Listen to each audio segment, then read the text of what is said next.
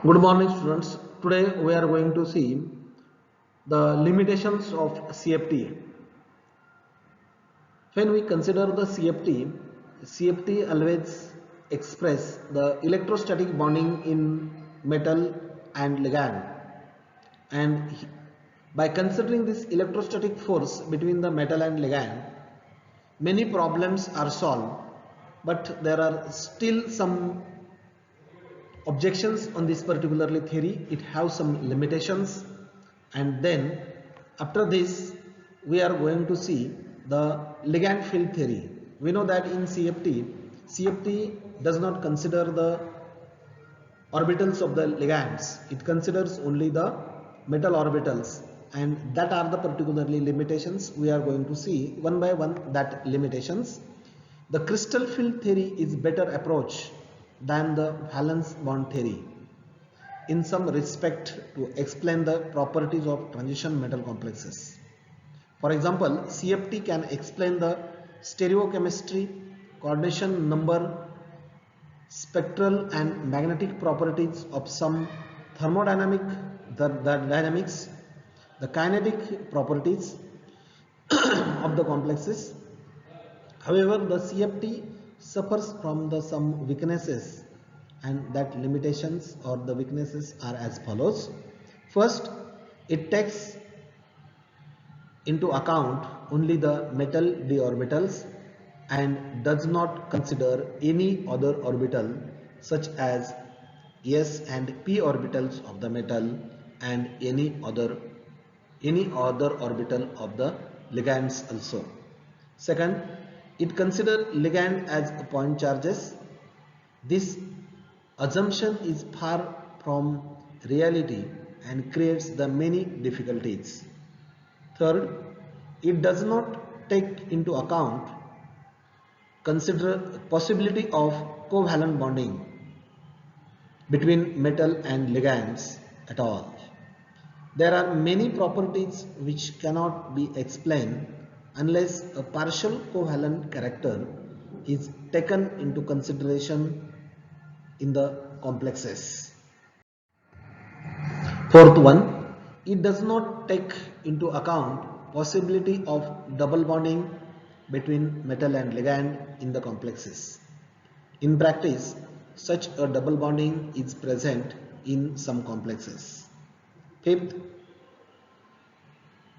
the order of ligand in the spectrochemical series is defective. It cannot explain why a negative ion like OH minus produces strong field than the neutral ligand like H2O. It also cannot explain why ligands like CO, which have very low dipole moment and very low electronegativity of atoms, can produce strong field. 6.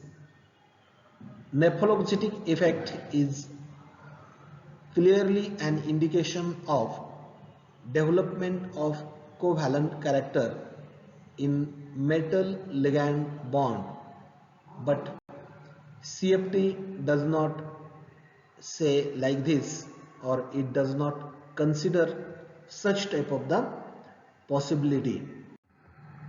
7. It cannot account for back bonding in complexes, that is double bonding. There are the ligand can donate the electrons to the metal, but metal can donate to the ligand. This possibility is not considered. Last, 8th, it does not explain the charge transfer spectra and the intensities of the absorption band. As we see, the color of the complexes is due to the charge transfer spectra, and intensity of the absorption will be affect more in CTS as well as in DD transition. So such type of the consideration is not made by the CFT. So for the solve these problems or overcome to all these limitations, thereafter it considers the ligand orbitals, and it also consider that there is the new view. For that particularly again theory will be adjusted, and there is the adjusted crystal field theory, or which is called as the ligand field theory. Some of the limitations of the CFT can be overcome by considering the overlap of ligand orbital with the metal orbital, and inclusion of covalent bonding, such that approach is called as the ligand field theory, LFT. Thank you.